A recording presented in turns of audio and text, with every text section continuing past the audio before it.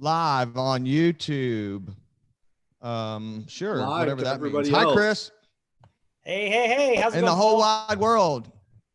Yes. You know, any better, my name would be Christopher Ward. Woo. Nice. I know. I mean, that's pretty big. Or Kyle Neiman, depending There we on go. Thank you. What's going on. Yeah, I mean, either one is pretty good. The only thing is that I just wouldn't want to be Paul Teller. Oh, come on now.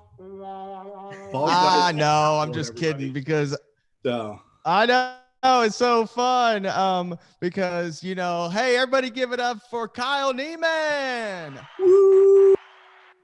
That's right. Everyone is going crazy. Well, hey, as we are jumping on here, looks like some people are joining us here on Zoom and on YouTube as well. Chris, man, you're crushing it here in the last I don't know 2 weeks in bringing massive value to these Thursdays. So you reached out to Abe Shreve a couple weeks ago and got that going, and then Scott Toombs, you reached out to him and said, "Hey, Scott, would you be willing to do something for our market center?" Tell me just real quick how you know Scott. Yeah, so I've met Scott originally bowled in Kansas City. He's been my bowl coach 3 times now. Each time he's came to Kansas City since about 2016. So when you think about Scotty, what do you think about, Chris? Yeah, I definitely think about wealth building and the mindset around wealth building. Okay. He's funny too, don't you think? Yeah. Yep. He has great hair too, as you like to say. I know Scott. Yeah, I know Scott from the Bold World. He was actually my head coach when I was traveling full time. I don't know if you all know that.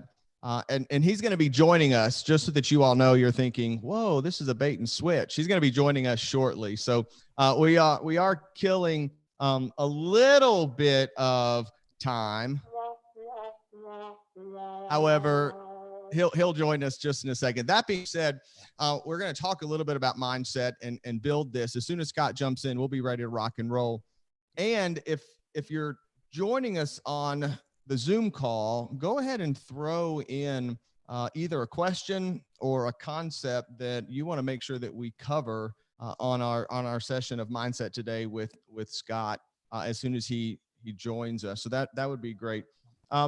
And Chris and I were talking. We were just kind of saying, okay, what do we want the first couple minutes to look like? And Chris said, Paul, why don't you just share a little bit about your perspective, your mindset, and that sort of stuff. So we'll start with that. And if you're watching on YouTube and you want to jump in the Facebook page and throw a question there, I think Kyle, with all his technology and screens that he's got set up, he'll be able to help us filter those questions and those comments as well.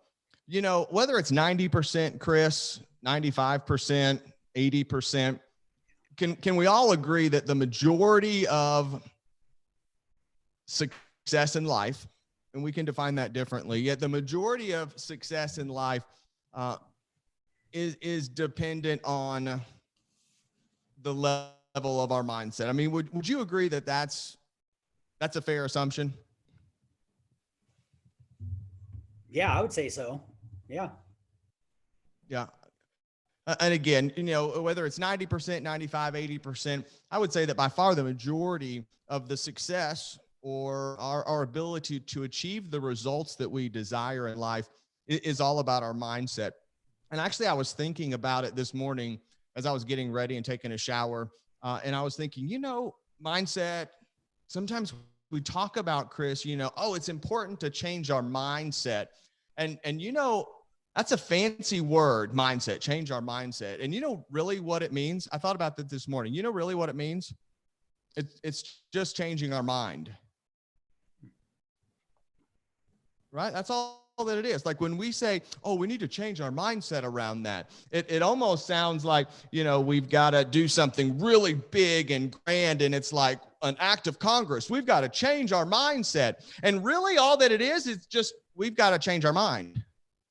It's good. And I wonder if we were to poll the audience, Chris, and we would say, okay, how many of you all have ever changed your mind before? Do you think we would get 100% participation?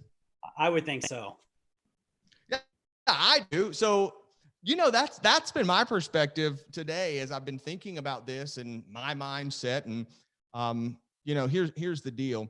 Other than Brian Huff, I think that if I was being honest, my mindset, depending on what time it is, what minute it is, depends on kind of if I would say, man, my mindset is really powerful, or goodness gracious, I need to check myself before I wreck myself, right?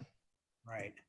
So when I think about that, I'm like, man, I'm going to visit that quite often. And really all that it boils down to is just changing my mind. And once I change my mind, AKA change my mindset, then really everything else falls into place. So as we're getting into this and as we're talking about this, whether people are watching it live with us as we're building the audience or they watch it on demand, inside of KW, we talk about mindset, and even you've got to change your mindset around that. It can sound daunting sometimes, right, Chris? Yeah, I would agree. It could sound complicated. Yeah, that's better. That's better. Yeah, complicated. However, when we just kind of say, okay, we'll just change your mind, does that sound less complicated? It sounds simple, more simple. Yeah. Okay. Yeah, I agree. So that's what I've been thinking about. Mindset. Yeah. I don't know if I born with a really strong mindset, or if because my mama has a really strong mindset, Chris, and I inherited it through osmosis, or if it's been something because of, my childhood. And we're not going to go into that story. Some of you all know a little bit about, growing up and not having any friends and that sort of stuff. And I don't know if my mindset was, my way of recovering from that and therefore moving on to that next level of success. And one of the things that I am most thankful for is my mindset. Sometimes it's even rose-colored glasses. It appears to be rose-colored glasses, meaning I typically always look at the bright side of things. How do you approach most things? I mean, would you say, Chris, you've got rose-colored glasses on some of the time, none of the time, or all the time? I would say more often than not, so much so where if someone doesn't really know me, they could mistake me for being naive and living in la la land. Mm-hmm. And really someone has to know me to realize that I have the same, even though positivity, I would say, is a strength of mine, there's days that I really struggle. And I'm definitely not naive. I'm aware of what's going on. I just simply have to choose to focus on what I can do versus maybe the list that could feel overwhelming at times of what I can't. Just for my own mental health, man. Yeah. You nailed it. So whether or not I live with these rose-colored glasses on, AKA a positive mindset, or not, it doesn't matter. Like, I'll go pick them up off the dresser and put them on intentionally because I know Henry Ford says it, whether I think I am or I think I'm not or anywhere in between, I'm right. So I'm going to choose to put on the rose-colored glasses, as some people would call it, and yet I just call it a positive outlook. We've talked about it, and people have heard me talk and share some things. This isn't going to come to a surprise, and yet fundamentally, I believe that gratitude changes everything. Yeah. So, some people call it rose-colored glasses. I call it gratitude. And what I think about comes about. We know the bold law from those of us who've taken bold before. what I focus on expands. So why not focus on this positive mindset, positive outlook, change my mind to look at the positive instead of looking at what may sometimes be the easiest thing to look at. It's negativity. So, it's pulled me through a lot, Chris. Almost 40 years old, and this thing called mindset has do what? I said, how about that, man? I know, 40 years right? old. Jeez, yeah. And yet this thing called mindset has really pulled me through and pulled my family through a lot of stuff that we all go through. It's just stuff that we go through. So, Kyle, I see a couple comments. Hi to everybody. Woohoo. Yeah, you made it. Any comments or questions, Kyle, that you're seeing on all the different channels that we want to bring up? Because I would expect Scotty come on here anytime now. You're muted, buddy.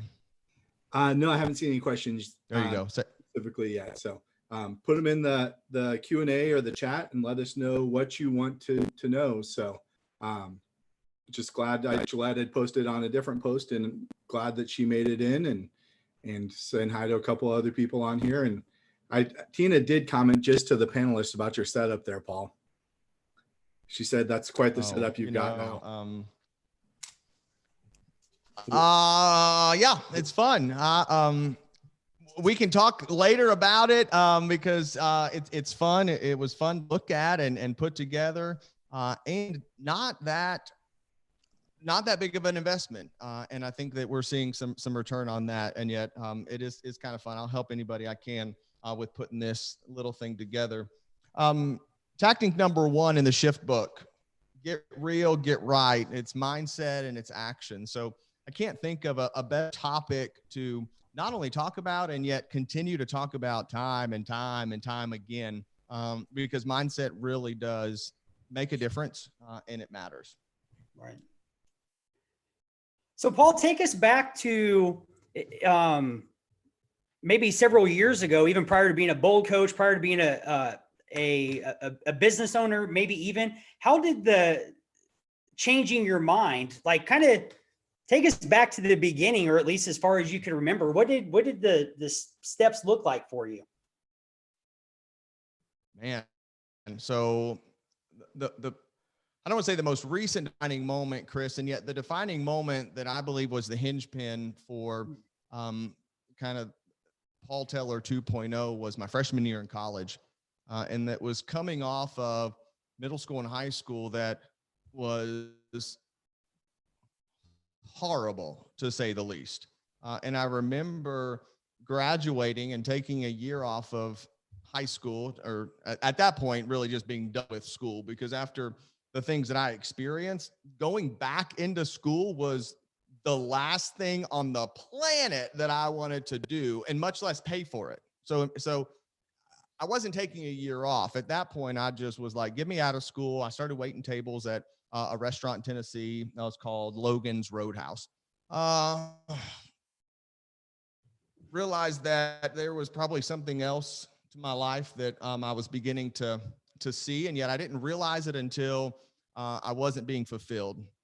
That being said, applied to Belmont University. It was the only school that I applied to. It was a private university there in Nashville. And honestly, Chris, didn't think I was going to get accepted, much less get a scholarship. So they paid for me to go to school and accepted me. And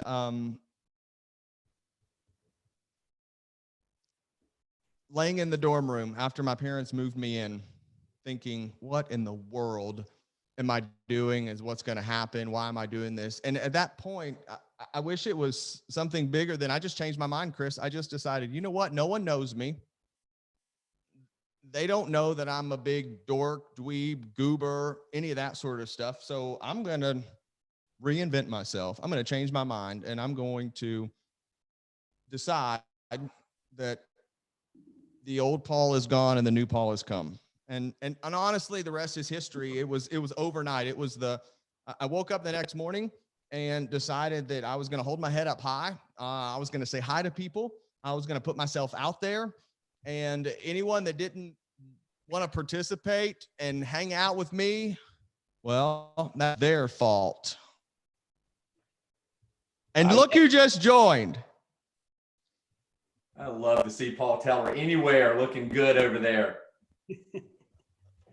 Dude, look at you. Man, Scott, I'm so thankful that you're here. We were just talking about mindset, and Chris was asking me a little bit about a mindset journey for me. So I don't want to say we were killing time to wait for the main event, and yet my time is done because the main event has shown up. So Scott, I know you could talk all day about mindset, and I think that's why that's what people are interested in. And so thankful that Chris was able to put this together. So, Chris, why don't you pick it up from here? Say hi to Scott, thank him for doing this, and and then you guys just take it away. Awesome. Hey, well, Scott, Paul, good to see you, buddy. Yeah, good. Man, Chris, how you doing, man? I'm doing well, man. Thank you so much for showing up today. And Scott, what I love about you, man, is the 3 times you've been my Bold coach, you've said the same thing, whether it's in the Bold room or running into you out in Dallas a month or 2 ago. Chris, anything I could do for you, call me. I'm here for you. And so as I basically called you because my number one priority right now I've identified is bringing as much value as I can to people. And so after calling you, asking you how you're doing and just checking on you, I realized like, hey, I want to take you up on your offer and please come and talk to us. And this is what I love about you, Scott. I asked you one question. I said, Scott, what are you most passionate about? And without missing a beat, you said mindset.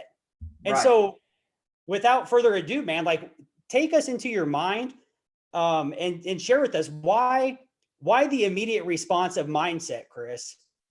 Well, Chris, you know, that's so interesting that you bring it up that way. But you tell me, what is the biggest difference between greatness and average? And it's not talent, it's not physical ability. I honestly believe it's the way that we think. And you have to understand, mindset is just a form of habitual thinking.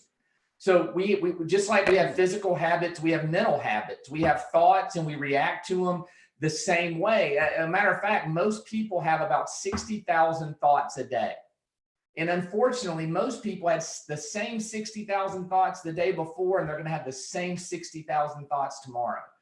And I know that the first step to changing anything is to change your thoughts. Now, once you start changing the way you habitually think, then you're changing your mindset. Does that make sense? It does make sense. So one of the things, I was very fortunate, always have great mentors in my life. And I had one that reached out to me probably 4 or 5 weeks ago. And of course, we talked about the way that we think.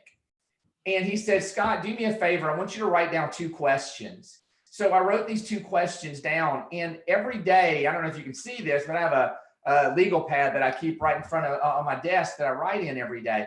And at the top of the page, every day, I write these 2 questions down because to me, they provide clarity on what I need to think and do that day. So let me share these 2 questions with you. Question number 1 was, what are you going to be remembered for during this moment? What are you going to be remembered for during this moment? And then question number 2 is, where is your business going to be when this recovers? Where is your business going to be when this recovers? Now, as far as simplicity goes, very simple questions. I mean, very simple questions. Ones you think we would ask ourselves constantly. At a time like this, the clarity around this is, I get to decide the answer today. So what I think and the actions I take, I'm going to answer this question. And it's not going to be my end result of what I'm remembered for during this moment and what my business looks like is not going to be because of the virus, the crisis we're in, the economic global things. It's going to be a choice on how I think and the actions that I take today. And then when I get up tomorrow, I have the same opportunity. How am I going to think and what action am I going to take? Because it's one thing just to think about being grateful and reaching out to people. It's another to take that action. So you're writing the story of today of what you're going to be remembered by and what your business is going to look like when this is over. You're writing it today. You've always written it every day. Hey, Scott. Yes, sir. What if when I ask myself the question, what's my business going to look like when this is over? What if I don't know what that looks like? What do I do, or how do I answer that question? So that's such a great question, Paul. And it brings me to the point that I was on a mastermind call with Gary yesterday, and he said that we've got to revision our life right now. Real estate is not going to look the same. It doesn't look the same now as it did before 2008. And understand, goals and vision are two different things. Goals are measurable. Hey, I'm going to list 50 homes. That's a goal. That's measurable. Vision is, what is the journey like? And what does it feel like at the end? So when we say redesign your vision, we're not saying redesign your vision for 20 years, although you should. What is the vision over the next 30 days? Because guys, the journey is the life. So I don't think any of us have a real clear picture of what this looks like in the end.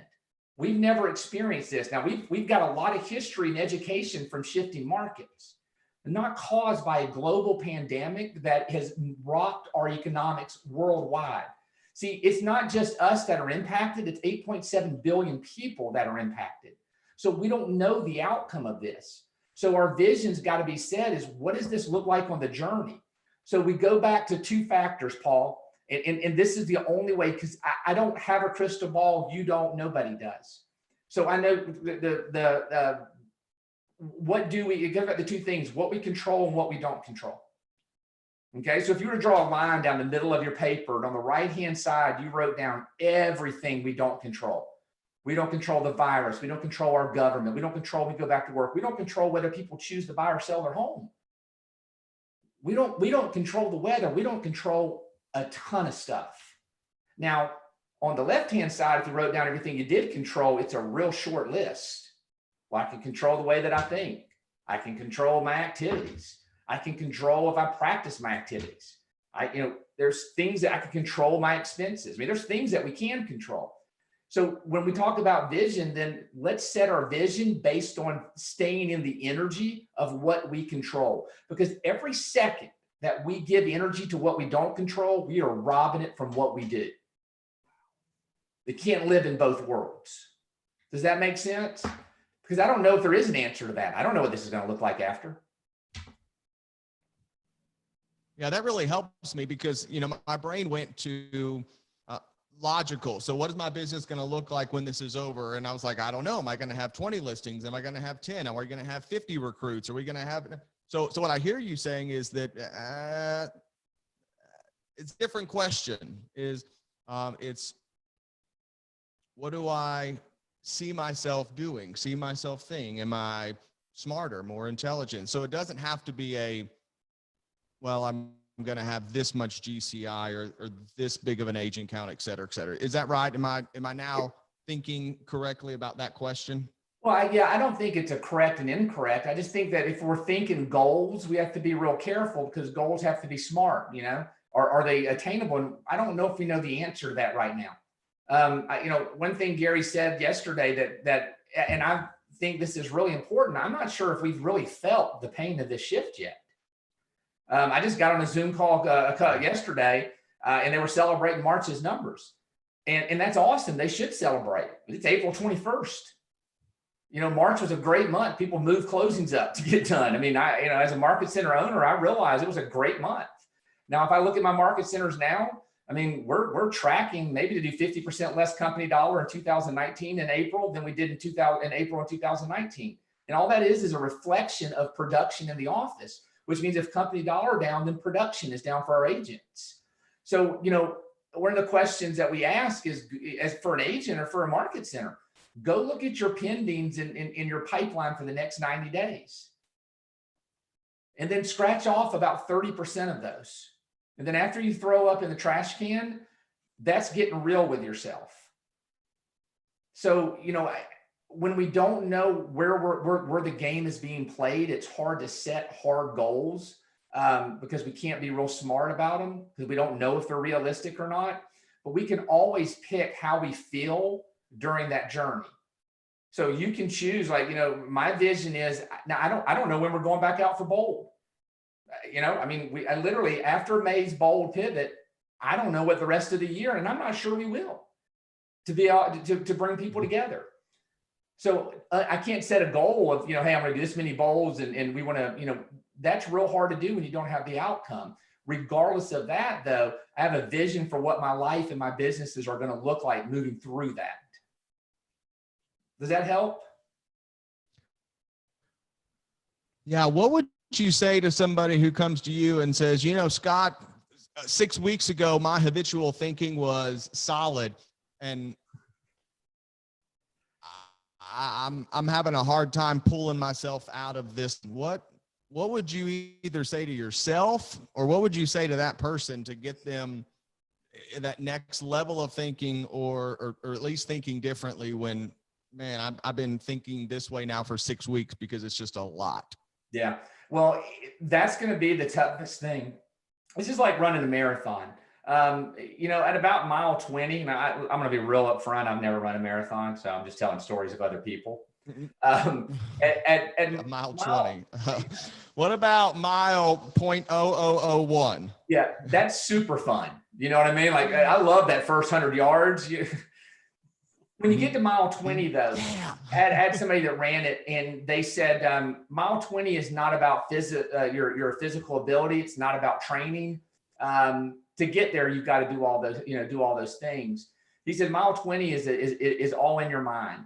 And because all comfort is gone, all pain is there, and you just have to keep taking steps. And if you take enough steps after that, then you'll get to 26.2 and finish the marathon. This is very similar to that.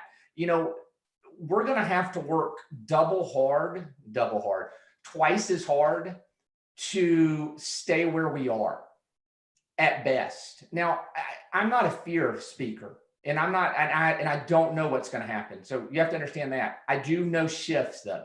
And we have a history of this. When markets shift, that means there's less deals out there, which means that you're going to have to do more work to get deals. So I always look at it like this. If I always ask people, have you ever been in a swimming pool or seen a swimming pool? And most people have. And if I were to throw you into the swimming pool and the swimming pool is 4 feet deep, how hard do you have to swim to stay afloat? Not hard. You can literally stand up. Now, that's a great real estate market. That's what we had in February. That's what we've been dealing with for years now. Now, what if I drove you out in the middle of the Atlantic Ocean and threw you off the boat and took off? What do you have to do to stay above water? Swim. Well, what if you didn't feel like swimming? What's your options? Stop and drown or swim. So the way I talk to myself, because I'll be real honest with you, when I ask people, how are you working harder now than you ever have before? Most people say yes. I love Zooms. Yet the amount of work we're doing at this moment to pour into people, it's exhausting. I mean, you're tired, and yet what is our option? See, when I go back and I write down that first question on how I want to be remembered, business is one small part of it. I ask myself, how do I want to be remembered as a husband? Because I love my wife and she's a huge part of my life. How do I want to be remembered as a father? How do I want to be remembered as a son? Because I can't see my parents because of this. So, you got to, the whys are there. You just got to be connected to them. What are you not willing to do? That just helped me even, Scott, tremendously, because of those two questions, my brain went to the business question, right? Because I think that of us, that's probably where we go, because that seems to be perhaps the most uncertain. And question number one, what am I going to be remembered for? It takes the second question and really allows me to think about it differently, because I think that the second question is another answer to the first question. Well, it really is. They're completely tied together. See, right now, our agents have an opportunity to redefine the relationship with their database in such a way. Gary's mentioned for years to create a moat around your business, which is a moat around your database. Right now, I could call Chris, I could call you today, ask how you and your family's doing, how is work going, like how is school in or out for your kids, and everything could be fine now. You can say, I'm great. I could call you tomorrow and that could change. See, this contacting our people, one time in 90 days, that's not it now. This is your moment to define the relationship with your clients, where you dig a moat so big, so deep, and so wide that no other business, no other technology, and no other shift will ever touch your business. That's the gift that's inside this shift. And they're all care calls. So let's go. Yep. So let's go there for just a second. Sure. Scott, I've not asked you this, and yet I'd like for you in just a second to talk to us about what shift or bold pivot is going to look like, and what to expect, and some of the things that you're hearing in all of your other conversations. So I'd love for you to share with us on what you know about that. And it could be, hey, you know as much as we know, and that's fine. And yet before we go there, you talking with Gary, talking with the people in Louisville where you lay your head down, and agents across the country, what are agents doing right now to move, to be careful the way that I say this, what are agents doing right now specifically to keep business moving forward for them? Okay. It's the right question at the right time. This, real estate's a super simple business. And what you do right now is you get face-to-face or phone-to-phone with your clients. Let me give you an example. People ask 3 questions before they go into business with us, whether they use you as a real estate agent, whether they come to us as leaders, whatever it may be. Can I trust them? Can they help me? And do they care? Now, if you don't call your database now with care calls, okay, not are you ready to sell your home? How are you for family, occupation, recreation, and dreams? And if they have a real estate need, they will let you know. I promise you. If we wait until this is over to reach out to our database, what are they going to think? That this is about money. And this is not. It has never been about this. Care calls have always been the foundation of a database. So what are agents doing? They're the ones that are successful. I was on a call with Josh Anderson, who has a phenomenal team in Nashville. We were doing on a panel together. And Josh said the greatest thing that I've heard. He said, if somebody said, what are you doing differently? And he said, nothing. I get up and go to the office in the morning and lead generate from 9 to 12 like I have for 14 years. So it's just being in front of your database and coming from that contribution and care, not once, constantly through this. So use social media, be a student of your people you care about. So we had an agent Scott, I just had an aha. Yep. Well, my aha is, and I'm wondering if the agents that are asking, what should I be doing? Asking that because they may or may not have consistently talking to their database in the past. Business was finding themselves, business was showing up, and it was easy, and now it's not easy anymore. And again, that just could be my aha, is like, okay, why is this for some people more challenging than others? And it could be because they weren't in a mindset, right? A habitual behavior around calling their database. So now they're like, what do I do? And they're telling stories of themselves. I haven't reached out to my database. And here's the thing, guys. When I get on Zoom calls and we have a lot of people that you can see, I'll say, raise your hand if you're at home right now. Raise your hand if you have your phone near you, and they'll all hold their phones up. And I go, you know what? 8.7 billion people are in the same situation that you are. 3 out of 4 people are picking up the phone when you call right now compared to 1 out of 4 in a normal market. Here's something else that's interesting. We had a lady that spoke up on a call, and this, if you want to have energy and pick up the phone and reach out to people, she called into her database. Didn't really remember this lady. She was just in there. She reached out to her. She said, "Hey, this is Scott with Keller Williams, and I just want to make sure you're doing good." And you know what the lady said? She says, "Thank you for calling. You're the first person I've talked to in 14 days. And you sit here and you go, now I get it. Let's stop making judgments. That's being about us. That's being all about us. And if we're thinking of others, just pick up the phone. You are not going to have a bad call. Now, Gary said yesterday, you got to ask the question, is there anything that you need? Even if we don't know what the answer is. And even if we're in need now, we'll figure it out as we help them. What does Zig Ziglar say? Help enough people get what they want, you'll automatically get what you want. That's right. I think it was Zig Ziglar. Might have misquoted. It reminds me of, right now what we're selling is we're selling our heart. That's it. Yep. And we're not even selling, we're showing. When we say head down, heart up, that's it. And you got Chris is a great example of that. This is a guy that not right now. He stays in touch with me for the last, 5 years? I mean, every once in a while, Chris calls me, asks me how me and my family are doing. I mean, there's nothing that he could ask for that I wouldn't do for him. And that's because he's created a relationship with me, over half a decade. If I was going to go to Kansas City, I mean, who would I call for my real estate agent? And I'm not knocking anybody else there, but he's the one who put in the time and care.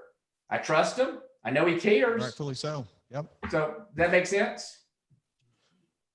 Yeah. So you're telling me, Scott, that people are actually picking up the phone and calling their database across the country. They're just not talking about it. No, that's it. Yeah. It's super fun to talk about calling them. It's really impactful though to actually call them. And Paul, and you know this, man, there's never been a time I answer the phone more than I've ever answered it. Sure.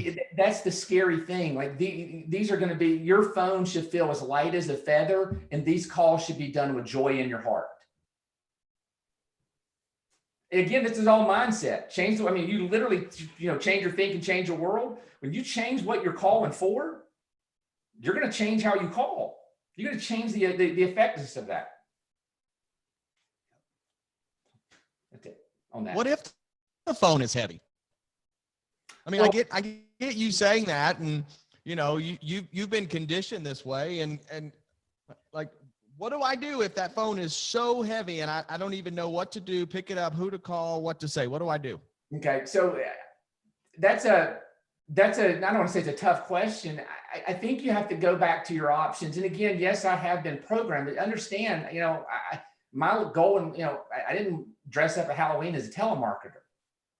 That wasn't what I wanted to do. What I do understand though, is that my business results are attached to the relationships that I have.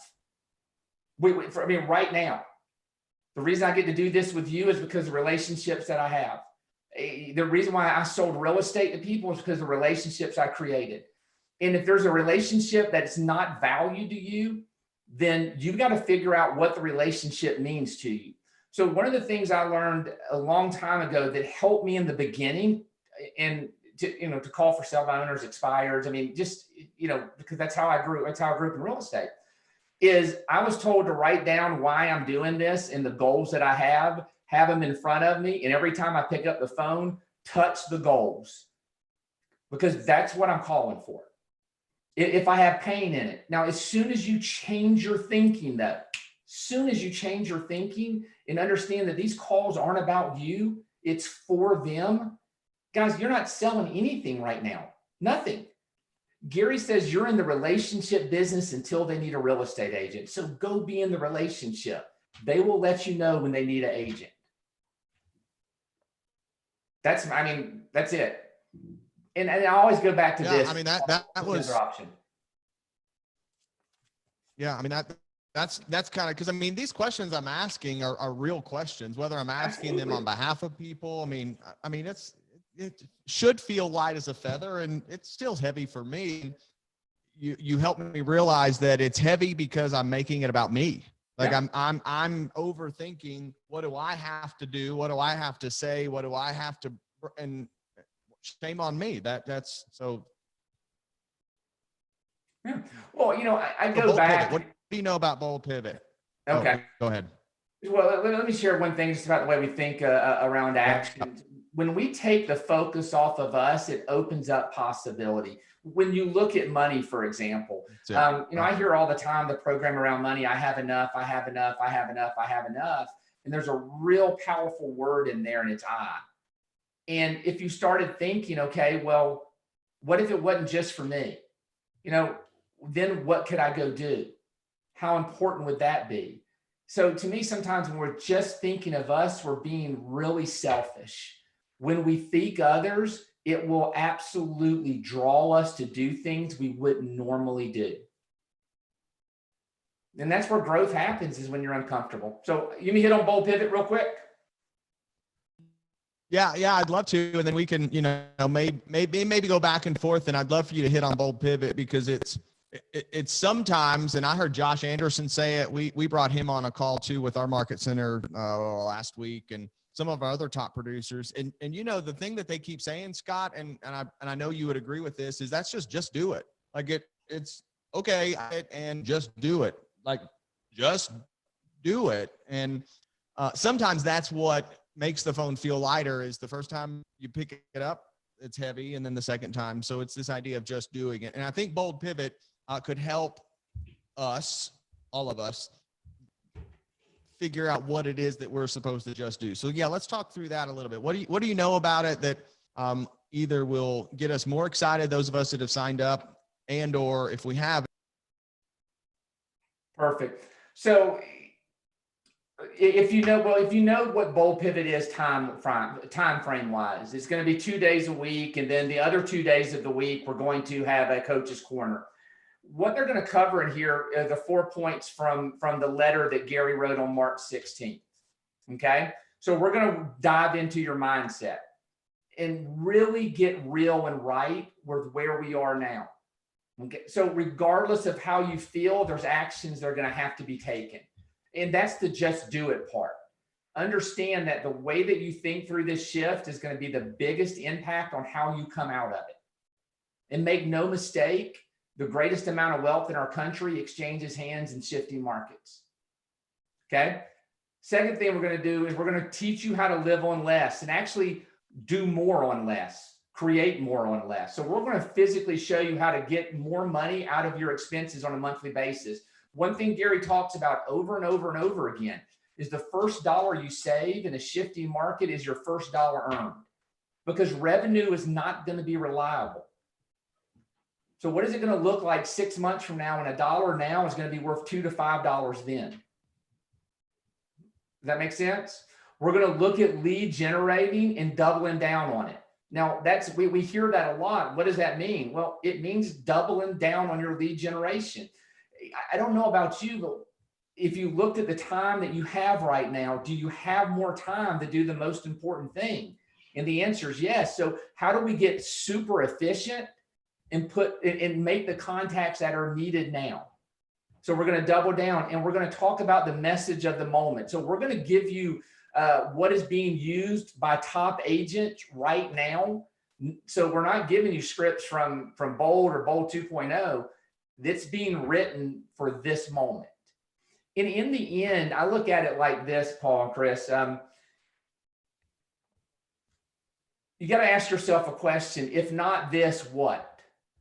If May truly is going to be when the rubber hits the road and literally the most defining month in your real estate career in 2020, then what is your plan? Because we do know this, if whatever you've done to this point, if that's your best, that is not going to get you to survive through this and thrive after. Your only option is growth. So I also love that we have 4 days. I mean, imagine this, because guys, I know people are tired, and I understand what it's like to lead generate and your conversions go down, which means not because of you, you can actually increase your skill and they still go down because the market goes down. The ability to buy and sell homes goes down. It's almost like you're driving in the mud. You know, you're from Tennessee, you went mudding. I mean, you drive in the mud and you just go like this and like this. And if you stop, you sink. But if you keep going and keep going, when it comes out, it's like a catapult that will shoot you out. And that's what you're going to be facing. So imagine in Bold Pivot, I look at it like this. For 2 hours a day, 4 days a week, you have the opportunity to get your mindset impacted, to learn new scripts, to dive deeper with growth, to really come up with the message of the moment, and then 22 hours to implement and come back and do it again for 4 days for 4 weeks. Now, I don't know about you, but with that said, if you worked out hard for 2 hours a day for 4 days a week for a month, would your body look different? Yes. Same thing with real estate. Your business will be different. And here's the thing, it's $99. And just to be completely transparent, I don't understand why we don't have 160,000 people register for Bold Pivot. No, because I don't know your other options. Doing the same or hoping is not a plan. I just think that's such I get excited about it because I get to do this too. And I'm looking for that every day because this is when you're going to need it the most. And again, choose who you pace with. Did I tell you about the run or the marathon runner? Did I always talk to you about that? Do you remember when the guy broke the you talked about mile 20. Well, do you remember when the guy broke the 2 hour marathon? The guy ran a marathon less than 2 hours. You see that, Chris? Yep, sure did. Mm-hmm. That's averaging a little over 4 minute miles for 26 miles.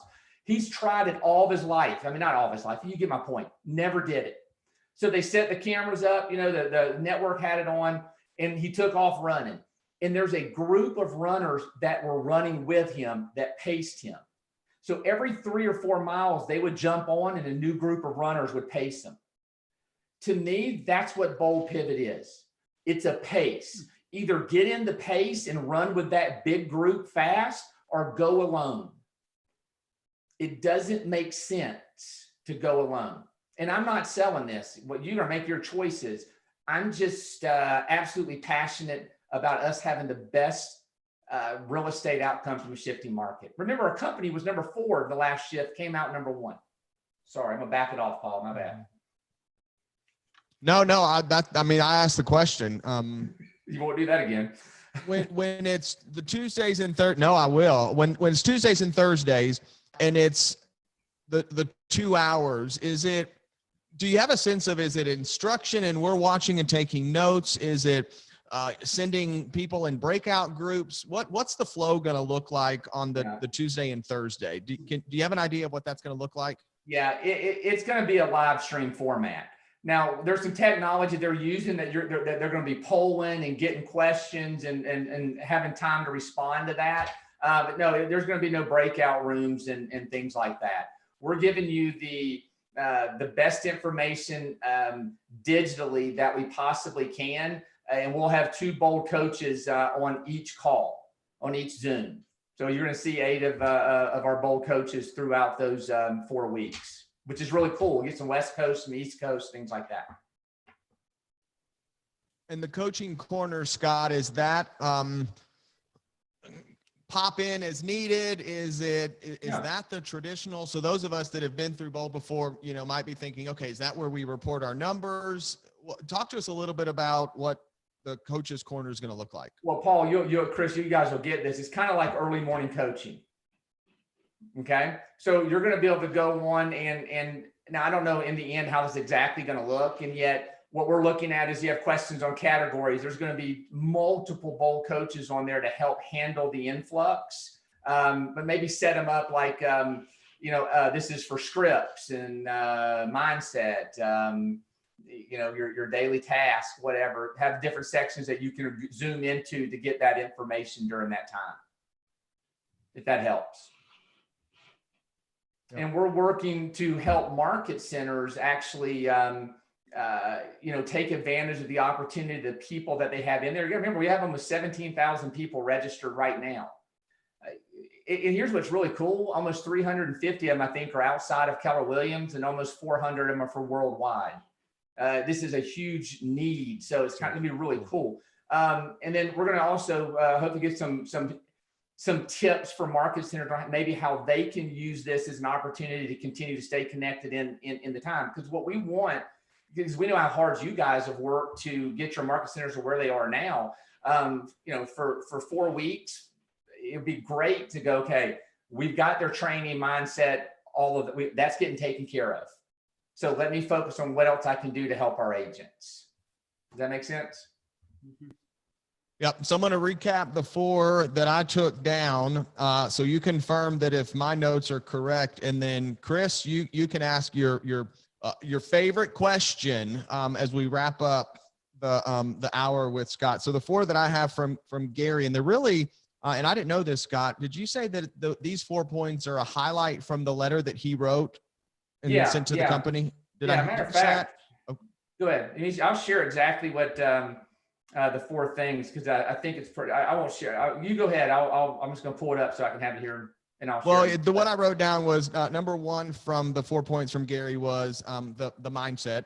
Number 2, not only learning to live on less, it's actually get more from that living on less. Number 3, doubling down on lead generation. And then number 4, the message of the moment, as in, here's what happened the last 24 hours. Here's what to go say. So those are the 4 things that I wrote down. Is that? You nailed it. No, you nailed it. Okay. You nailed it. And here's the thing, when we talk about that very first one, I mean, that's get real and get right. I mean, it really is. And I'll go back and I remember the get real was right here. Like, we can't Pollyanna this and say that it's not going to be different.